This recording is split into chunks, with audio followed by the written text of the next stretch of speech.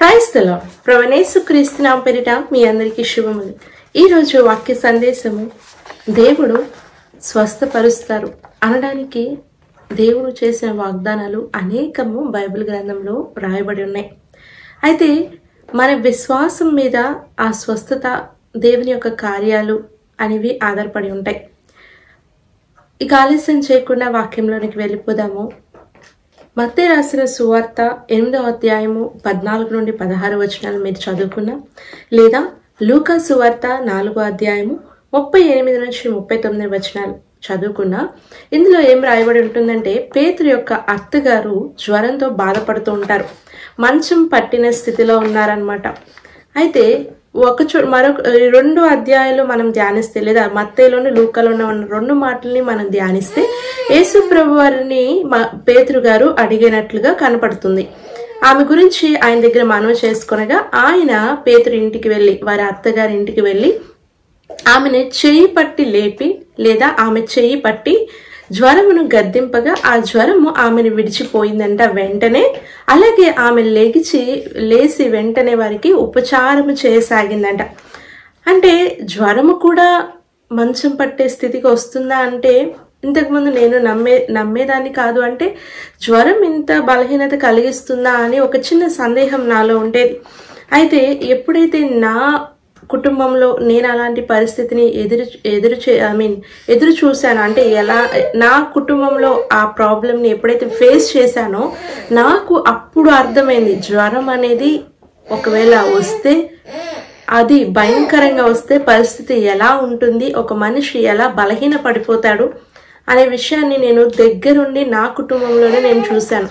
అప్పుడు నాకు అర్థమైంది. నేను అనుకున్నాను, యేసుప్రభు వారు జ్వరానికి కూడా వారిని చేపట్టి వారిని స్వస్థపరుస్తారా, అది కూడా బైబిల్ గ్రంథంలో రాయాలా అన్న ఉద్దేశం నాకు ఉండేది. కానీ జ్వరం కూడా ఒక భయంకరమైన అనారోగ్యమేనని, అది కూడా దేవుని కృప వలన స్వస్థత కలుగుతుందని నేను అనుభవపూర్వకంగా తెలుసుకున్నాను. అయితే ఇక్కడ యేసుక్రీస్తు ప్రభు వారు వెంటనే స్వస్థపరి. ఇక్కడ పేతురుకి మరో పేరు ఏంటంటే సీమోను అని అర్థము. అయితే ఆమెను గూర్చి అతడు మనవి చేసుకొనగా యేసు ప్రభు వారు వారి అత్తగారి ఇంటికి వెళ్ళి ఆమె చేయి పట్టి జ్వరాన్ని గద్దించారంట. వెంటనే ఆ జ్వరం ఆమెను విడిచిపోయింది. ఆమె వెంటనే ఆరోగ్యం పొందుకొని వారికి ఉపచారం చేయసాగిందని కూడా రాయబడి ఉంటుంది. నిజంగానే దేవుడు స్వస్థపరుస్తాడా అంటే అవును, దేవుడు సర్వశక్తిమంతుడు. సమస్తమునకు పైగా ఆయనకి అధికారం ఉంది. అయితే ఇంకా మీకు అర్థం కావాలంటే, మీరు 4 సువార్తలు కంప్లీట్గా మీరు చదివిన వారైతే, మత్తయి, మార్కు, లూకా, యోహాను సువార్తల్ని మీరు చూసినట్లయితే, పరిశీలించినట్లయితే, ఆయన సువార్త ప్రారంభం నుంచి అంతం వరకు కూడా ఆయన సువార్త లేదా ఆయన యొక్క రాజ్య ప్రకటన అనేది అనేక స్వస్థత కార్యాలతో కూడిందిగా మనం గమనించవచ్చు. మరొక విషయం ఏంటి అంటే, విశ్వాసము గలవారే స్వస్థత పొందినట్లుగా కూడా మనం ఆ 4 సువార్తల్లో చూస్తాము.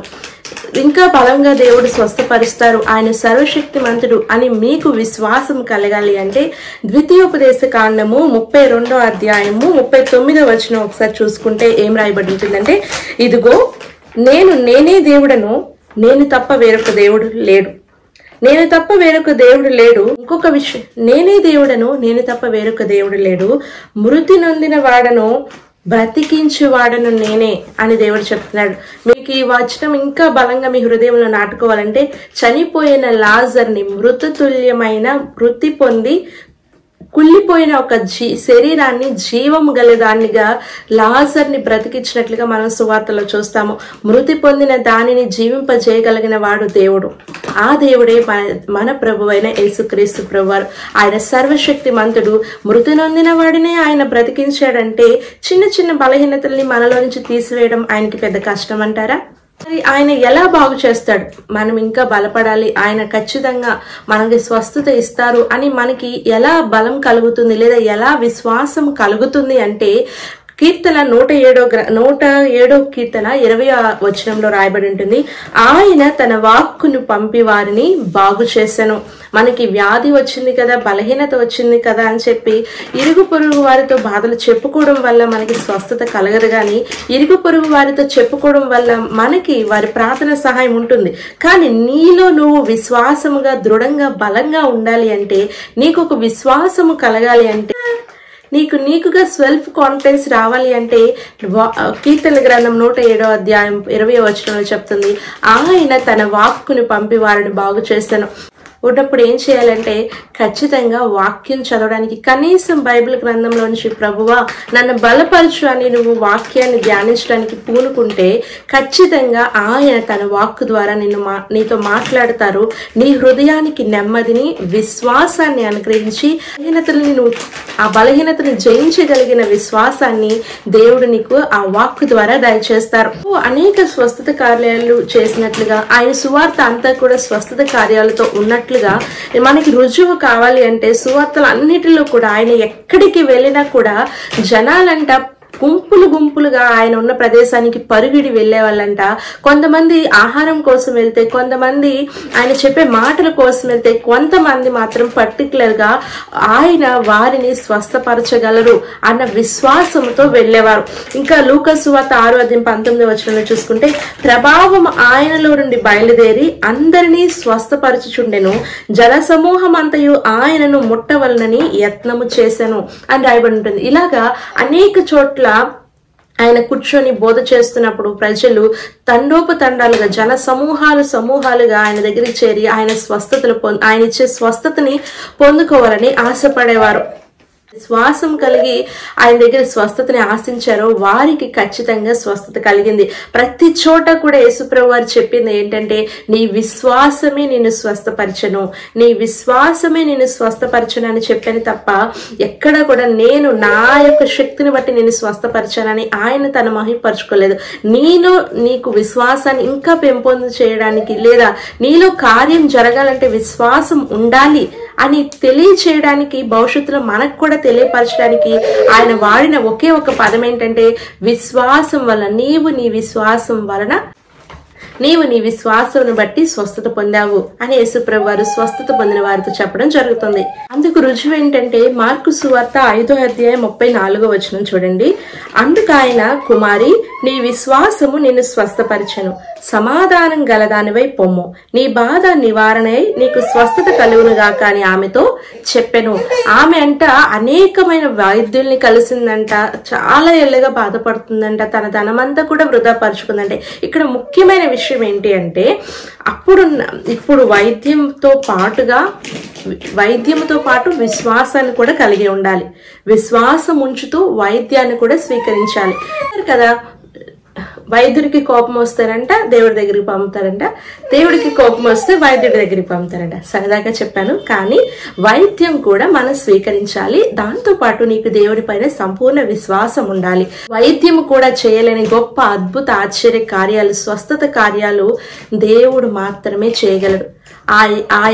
ఆ దేవుని పేరు యేసుక్రీస్తు. క్రీస్తు నామమున విశ్వాసం ఉంచినప్పుడు నీకు గొప్ప స్వస్థత, విడుదల కలుగుతుంది. ఇంకా దేవుడు నాకు స్వస్థత ఇస్తాడా ఇవ్వడా అనే విషయాన్ని నువ్వు భయపడవసరం లేదు. దేవుడు బైబిల్ గ్రంథంలో అనేక వాగ్దానాలని ఇచ్చాడు. నీకు ఆరోగ్యం కలుగజేస్తానన్న విషయాన్ని ఆయన ఎంతో స్పష్టంగా బైబిల్ గ్రంథంలో అనేక చోట్ల రాసించాడు. నీకు బలహీనత కలిగినప్పుడల్లా, అనారోగ్యం కలిగినప్పుడల్లా నీవు ఈ వచనాల్ని ధ్యానం చేస్తే దేవుడు నీకు ఇంకా నువ్వు మరింత విశ్వాసాన్ని పొందుకోగలుగుతావు. ఆ వచనాలు చూద్దామా? యెషయా గ్రంథము 57వ అధ్యాయము 18వ వచనము. యెషయా గ్రంథము 57వ అధ్యాయం 18వ వచనంలో, నేను వారి ప్రవర్తనను చూచితిని, వారిని స్వస్థపరచుదును, వారిని నడిపింతును, వారిలో దుఃఖించు వారిని ఓదార్చుదును. కాబట్టి ఇక్కడ దేవుడు చెప్తున్నాడు, వారి ప్రవర్తనను నేను చూచితిని, వారిని స్వస్థపరచుదును, వారిని నడిపింతును. నీకు అనారోగ్యం వచ్చినప్పుడు సామెతల్లో రాయబడి ఉంటుంది ఏమిటంటే, నువ్వు బలహీనతలు ఎందు లేదా సమస్య వచ్చినప్పుడు నువ్వు కృంగిపోతే నువ్వు చేతకాని వడివైపోతావు అని ఉంటుంది. కాబట్టి ముఖ్యంగా మనం ఆరోగ్యంగా ఉన్నప్పుడు ఎప్పుడు స్ట్రాంగ్గానే ఉంటాం, విశ్వాసంగానే ఉంటాం, అంత బాగానే ఉంటుంది. కానీ ఎప్పుడైతే మన మీదకి బలహీనత వస్తుందో ఒకలాంటి నిరుత్సాహము, అవిశ్వాసము మనలోకి ప్రవేశిస్తుంది. ఆ సమయంలో దేవుడు ఖచ్చితంగా నీ ప్రవర్తనని చూస్తాడంట. ఆ టైంలో నువ్వు ఎలా దేవుని పైన విశ్వాసం ఉంచుతున్నావు అనే దాని మీద కూడా నీ యొక్క స్వస్థత అనేది ఆధారపడి ఉంటుంది.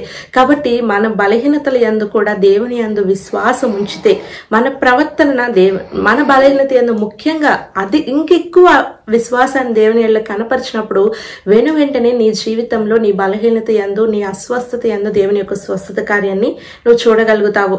ఇంకా చూద్దామా? ఇంకా చూడాలి అంటే ఇర్మియా గ్రంథము 33వ అధ్యాయము 6వ వచనంలో ఉంటుంది. చూడండి, ఇర్మియా గ్రంథము 33వ అధ్యాయము 6వ వచనంలో ఉంటుంది. ఏంటంటే, నేను దానికి ఆరోగ్యమును స్వస్థతను మరలా రప్పించుచున్నాను, వారిని స్వస్థపరచుచున్నాను, వారికి సత్య సమాధానములను సమృద్ధిగా బయలుపరచదను. దేవుడు ఇక్కడ ఆరోగ్యాన్ని ఇస్తానంటున్నాడు, స్వస్థపరుస్తానంటున్నాడు, నీకు సత్య సమాధానములను సమృద్ధిగా కలుగజేస్తానంటున్నాడు. దేవుడు తానే వాగ్దానం చేస్తున్నాడు, నీకు ఆరోగ్యం ఇస్తాను, స్వస్థతనిస్తాను. నీకు ఏదైతే కొన్నిసార్లు సమాధానం లేని పరిస్థితుల వల్ల కూడా, ఇంట్లో కలహాల వల్ల కూడా, సమాధానం లేని పరిస్థితుల్లో కూడా మనం కృంగిపోయే అవకాశం ఉంటుంది. సో ముందుగానే దేవుడు చెప్తున్నాడు, నేను నీకు ఆరోగ్యమునిస్తాను, స్వస్థతనిస్తాను, నీతి సమాధానములను నీకు సమృద్ధిగా ఇస్తానని దేవుడే తాను వాగ్దానం చేస్తున్నాడు. ఇంకా చూద్దామా? కీర్తనల గ్రంథము 102వ అధ్యాయం 17వ వచనంలో ఏముంటుందంటే, ఆయన దిక్కులేని దరిద్రుల ప్రార్థన నిరాకరింపగా వారి ప్రార్థనల వైపు తిరిగి ఉన్నాడు. 147వ కీర్తన 3వ వచనంలో ఏం రాయడం ఉంటుందంటే, గుండె చెదిరిన వారిని బాగు చేయువాడు, వారి గాయములు కట్టువాడు ఆయనే. మన శరీరం అనేది ఖచ్చితంగా బలహీనతకి గురవుతుంది, అనారోగ్యానికి గురవుతుంది, దాంట్లో సందేహమే లేదు.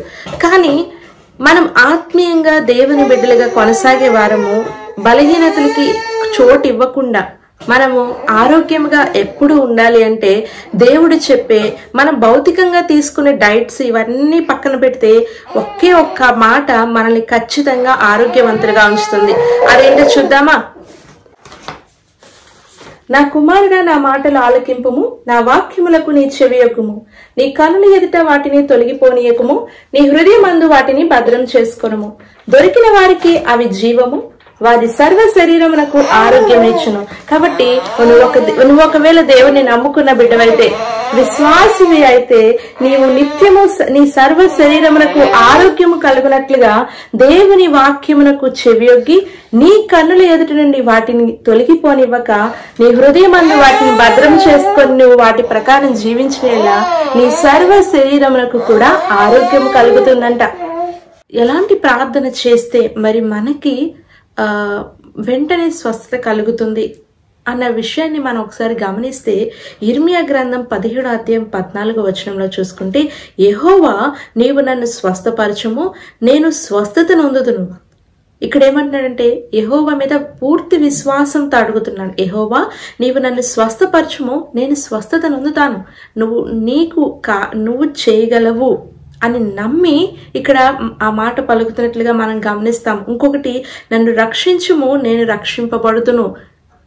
నువ్వు మాత్రమే రక్షింపగలిగిన సమర్థుడవు, నువ్వు మాత్రమే స్వస్థపరచగలిగిన దేవుడవు, నేను నిన్ను నమ్ముతున్నాను, నువ్వు నన్ను స్వస్థపరిస్తే నేను స్వస్థపడతాను అన్న విశ్వాన్ని సంపూర్ణ విశ్వాసంతో ఈ మాటలు పలుకుతున్నట్లుగా మనకి కనిపిస్తుంది. నేను నిన్ను స్తోత్రించుటకు నీవే కారణభూతుడవు అని రాయబడి ఉంటుంది. అంటే దేవునికి మహిమ కలుగునట్లుగా, ఆయన నామము కీర్తింపబడినట్లుగా ఆయన మన పక్షమున కార్యం చేసే దేవుడై ఉన్నాడు.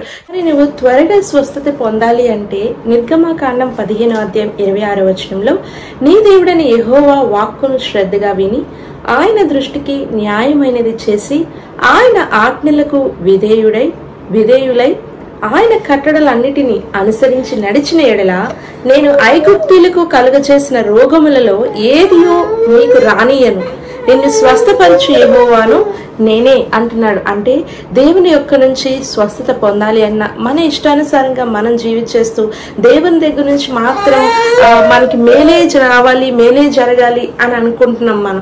ఎందుకంటే దేవుడు ఒక్కడే దొరుకుతాడు మనకి ఫ్రీగా ఏదైనా మాట జారి మాట్లాడేసేయడానికి.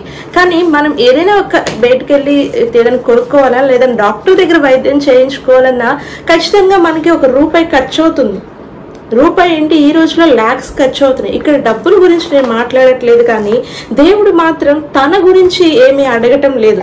నీకు మేలుకరంగానే నీవు ఆయన మాటను శ్రద్ధగా విని ఆయన దృష్టికి న్యాయంగా నడుచుకుంటూ ఆయన ఆజ్ఞలకు విధేయుడుగా జీవిస్తూ ఆయన కట్టడలన్నింటినీ అనుసరించి నడిచిన ఎడల ఆయన ఏ రోగాన్ని నీ మీదకి రానియడంట. ఒకవేళ వచ్చినా నిన్ను స్వస్థపరిచి యెహోవాను నేనే అని దేవుడు తానే వాగ్దానం చేస్తున్నాడు. ఇంకా మలాకి గ్రంథము 4వ అధ్యాయం 2వ వచనంలో చూసుకుంటే, అయితే నా నామమందు భయభక్తులు గలవారగు మీకు నీతి సూర్యుడు ఉదయించును, అతని రెక్కలు ఆరోగ్యం కలుగజేయును గనుక నీవు బయలుదేరి కొవ్వెన దూడలు గంతులు వేయినట్లు గంతులు వేయుదురు అని రాయబడి ఉంది. అంటే దేవుని మాటలు, అంటే దేవుడు ఒక చిన్న కండిషన్ చెప్తున్నాడు ఏంటంటే, నువ్వు ఆయన మాటలు శ్రద్ధగా వినాలి, ఆయన ఆజ్ఞలను కట్టడలను అనుసరించి ఆయన దృష్టికి న్యాయంగా యథార్థంగా నువ్వు జీవిస్తున్నట్లయితే, ఆయన యందు నువ్వు భయభక్తులు కనపరుస్తున్నట్లయితే నీకు ఏ రోగమును ఆయన రానియడు. ఒకవేళ ఏ బలహీనత ఏ అనారోగ్యం నీకు వచ్చినా స్వస్థపరిచి యెహోవాను నేనే అని ఆయన అనే గొప్ప వాగ్దానాన్ని ఆయన ఇస్తున్నాడు.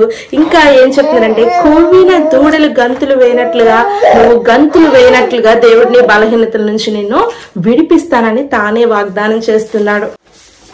అలానే మనం ప్రార్థన చేసేసి దేవుడు స్వస్థపరుస్తాడా లేదా అన్న డౌట్తో అల్ప విశ్వాసంతో నీరసంగా డల్గా ఎప్పుడు ఉండకూడదు. అనారోగ్యం వచ్చినప్పుడు ముఖ్యంగా సామెతల గ్రంథం 17వ అధ్యాయం 22వ వచనంలో ఇలా రాయబడి ఉంటుంది, సంతోషము కలిగిన మనసు ఆనందకారకము అంటుంది. మన హృదయము మన సంతోషము, అంటే మామూలుగా కూడా చెప్తారు కదా, బయట కూడా అంటారు కదా, ఎప్పుడు మనం నవ్వుతూ ఉంటే మన ఆరోగ్యము కూడా మంచిగా ఉంటుంది అంట. ఈ సంతోషం కలిగిన మనసు ఆనందదాయకం అంట. మరి ఇంకొక చోట రాయబడి ఉంటుంది, మీరు అడిగిన వాటినెల్లను ప్రార్థన చేయనప్పుడు మీరు అడిగిన వాటెల్లను పొందుకున్నామని నమ్మి ప్రార్థన చేయండి అంటుంది.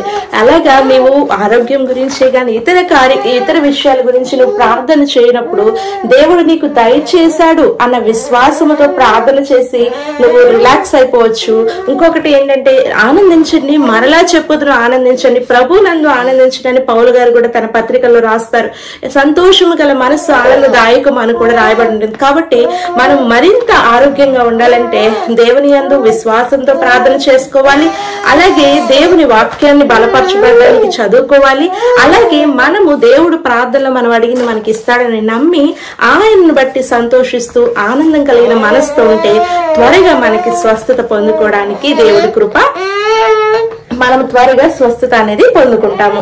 ప్రార్థన చేయడం రాని వారు ఉంటారు, కొత్తగా రక్షణ పొందిన వారై ఉంటారు, లేదా దేవుని నమ్మని వారు ఆ దేవుడు స్వస్థత కార్యాలు చేస్తాడు అన్న విశ్వాసంతో వచ్చినప్పుడు వారికి ప్రార్థన చేయడం రాని పరిస్థితులు కూడా ఉంటాయి. అలాంటి వారికి యాకోబు పత్రిక 5వ అధ్యాయం 14-15 వచనంలో ఏముంటుందంటే, అనారోగ్యం కలిగిన వ్యక్తి అన్న సంఘ పెద్దల్ని తీసుకొని పిలిచినప్పుడు వారు కొబ్బరి నూనె రాసి యేసయ్య నామంలో ప్రార్థన చేయగా వారికి స్వస్థత కలుగుతుంది. అయితే ఈ రోజుల్లో స్వస్థతలు అనేకమైనవి దేవుణ్ణి వెక్కిరించే విధముగా జరుగుతున్నాయి, కానీ నిజముగా స్వస్థతలు జరగడానికి 100కి 100% అవకాశం ఉంది. కానీ ఈ రోజుల్లో స్వస్థతలు మాయా విధముగా ఉండడం వల్ల ఎవరు దేవుని నామం మహిమపరచబడట్లేదు. అలాగే దేవుని వెక్కిరించేవారు అత్యధికమైపోతున్నారు. కానీ వాస్తవంగా దేవుడు శిష్యులకి మృతులను సైతము లేపే శక్తిని, విశ్వాసాన్ని, అలాంటి స్వస్థపరిచే వరాన్ని దేవుడి శిష్యులందరికీ కూడా దయచేశారు. ఎవరైతే దేవుని నిజమైన సేవకులకి, ఎవరైతే విశ్వాసం కలిగిన సేవకులు ఉంటారో వారికి దేవుడు తన శక్తిని ఇస్తాడు. వారు ప్రార్థన చేసినప్పుడు తప్పకుండా స్వస్థతలు జరగడానికి 100కి 100% అవకాశాలు ఉన్నాయి. ఎవరు లేని, ఏ అండా లేని వ్యక్తి అయినా సరే నువ్వు నీ బలహీనత పడినప్పుడు నన్నెవరు పట్టించుకుంటారులే, నన్నెవరు చూస్తారులే అని నువ్వు బాధపడవసరం లేదు. ఇక్కడ కీర్తన గ్రంథంలో రాయబడి ఉంటుంది కదా, దిక్కులేని వారి ప్రార్థన నిరాకరింపక ఆయన వారి ప్రార్థన వైపు తిరిగి ఉన్నాడంట. గుండె చెదిరిన వారిని బాగు చేయవాడు ఆయనే, వారి గాయములను కట్టువాడు ఆయనే. నీవు ఒంటరిగా ఉన్నవాడవైనా కూడా, ఏ అండాదండ లేనివాడవైనా కూడా దేవుడు తప్పక నీ ప్రార్థనని ఆలకిస్తాడు. అలాగే మనం వ్యక్తుల మీద అంటే వైద్యం మీదే మాత్రమే సంపూర్ణంగా ఆధారపడినట్లయితే మనకి కొన్ని విషయాల్లో దేవుడు ఇవ్వాలనుకున్న స్వస్థత కూడా మనకి రాకపోవచ్చు. కాబట్టి వైద్యం చేయించుకుంటూనే దేవుడు స్వస్థతనివ్వగలడు. డాక్టర్లు కూడా చెప్తారు కదా, ఇక మా చేతుల్లో ఏమీ లేదు, అంత పైవాడు చూసుకోవాలి. అది ఉచితంగా చెప్పే అంటే ఏదో టైం పాస్, ఏదో నోటి ద్వారా జస్ట్ అలా చెప్పాలి కాబట్టి చెప్తున్నది కాదు. నిజముగానే దేవుడు వారికంటే ఘనుడు కనుక, వారికంటే శక్తి గలవాడు కనుక, వారిని సృజించిన వాడు, నిన్ను సృజించిన వాడు నిన్ను బాగు చేయగలిగిన సమర్థుడు. కాబట్టి ఇర్మియా గ్రంథం 17వ అధ్యాయం 5వ వచనంలో, నరులను ఆశ్రయించి శరీరులకు తనకు ఆధారం చేసుకొనుచు తన హృదయము యెహోవా మీద నుండి తొలగించువాడు శాపగ్రస్తుడని రాయబడి ఉంటుంది.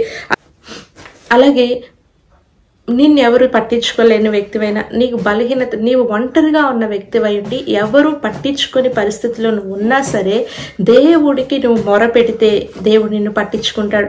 దేవుడు నీకు ఆరోగ్యం కలుగజేస్తాడు, స్వస్థతను అనుగ్రహిస్తాడు.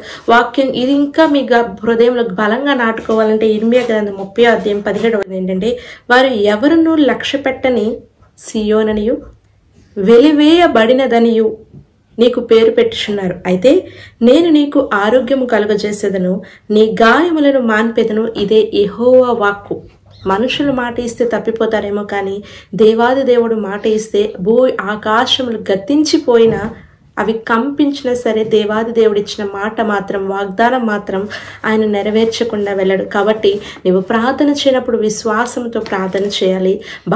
అలాంటి అనారోగ్యంలో వచ్చినప్పుడు నీవు వాక్కును, దేవుని వాక్కు వల్ల మాత్రమే నీకు ఆరోగ్యం కలుగుతుంది కనుక దేవుని వాక్యాన్ని ఎంతో కొంత చదవడానికి నువ్వు ఇష్టపడాలి. దేవుని పైన సంపూర్ణమైన విశ్వాసం ఉండాలి. ఇంకా చూసుకుంటే, ఇంకా చెప్పాలి అంటే మత్తయి రాసిన సువార్త 11వ అధ్యాయం 28వ వచనం మీరు చూసిన, 9వ అధ్యాయం 35వ వచనం మీరు చూసిన, ప్రకటన గ్రంథం 21వ అధ్యాయం 4వ వచనం మీరు చూసిన, నీ మనస్సును, నీ హృదయాన్ని, నీ జీవితాన్ని చచ్చిన స్థితిలో ఉన్న నిన్ను మరలా బ్రతికించగలిగిన శక్తి కలిగిన దేవుడు యేసు ప్రభు.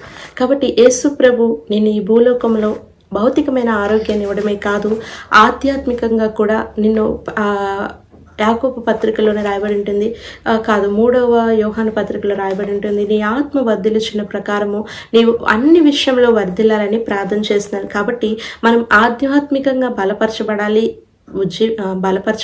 ఆరోగ్యంగా ఉండాలి, ఆశీర్వాదకరకంగా ఉండాలని మాత్రమే కాదు, దేవుడు మనం భౌతికంగా కూడా ఆరోగ్యంగా, ఆనందంగా, సంతోషంగా, సుఖ సౌఖ్యాలతో ఉండాలని దేవుడు ఆశపడుతున్నాడు. కాబట్టి నీవు ఒకవేళ మానసికమైన, భౌతికమైన ఆరోగ్యంతో బాగానే ఉన్నావేమో, కానీ నీ హృదయం, నీ మనసు, నీ ఆత్మ ఎలా ఉంది, ఎలాంటి స్థితిలో ఉంది, ఎలాంటి రోగస్థితిలో ఉంది అనేది నువ్వు గమనించుకుంటే నీ హృదయాన్ని బాగు చేస్తాడు, నీ మనస్సుని బాగు చేస్తాడు, చెడిపోయిన నీ జీవితాన్ని బాగు చేసి నీ జీవితానికి ఒక అర్థం ఇస్తాడు యేసు ప్రభు. ఆయన నమ్ముకోవాలని ప్రకటన గ్రంథం 21వ అధ్యాయం 14వ వచనంలో అక్కడంట, ఆయన నిత్య జీవాన్ని ఇవ్వగలిగిన దేవుడు, నేనే మార్గము, నేనే సత్యము, నేనే జీవము అని చెప్పిన యేసు ప్రభు వారు ఆయనే పరలోక రాజ్యానికి ద్వారము. ఆయన నామం వల్ల మాత్రమే నీకు పరలోక రాజ్య ప్రవేశం ఉంటుంది. ఆయన ద్వారా మాత్రమే నువ్వు పరలోక రాజ్యంలో ప్రవేశించగలవు. అక్కడ ఏ కన్నీరు, దుఃఖము, వేదన, బాధ ఉండదు. దేవుడు మనతో కూడా ఉండి ఆయన మనతో కూడా ఆనందించుతాడు. అక్కడ మంచి జీవితాన్ని కూడా మనకి సిద్ధపరచడానికి ఆయన పరలోకానికి ఆరోహణుడ వెళ్ళాడు, మరలా మనల్ని తీసుకెళ్ళడానికి రాబోతున్నాడు. కాబట్టి నిత్య జీవుడైన సజీవుడు, నిత్యుడు, రాబోవాడైన యేసుక్రీస్తు నామము నిన్ను భౌతికంగాను ఆత్మీయంగాను బలపరిచి ఆరోగ్యముతో నింపి నీ హృదయమందు ఆయన యొక్క సమాధానాన్ని అనుగ్రహించి నీ జీవితంలో గొప్ప కార్యములతో తన నామాన్ని మహిమపరచుకొనుగాక. ఆమేన్.